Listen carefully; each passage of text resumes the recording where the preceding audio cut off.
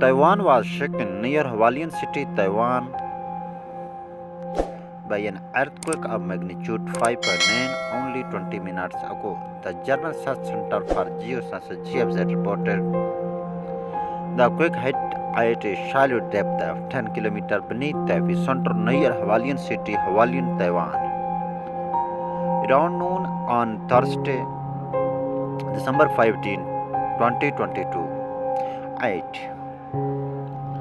12:03 p.m. local time. Shallow earthquakes are felt more strongly than deeper ones as they are closer to the surface. The exact magnitude, epicenter, and depth of the quake might be revised within the next few hours or minutes, as seismologists review data and refine their calculation or as other agencies issue their reports.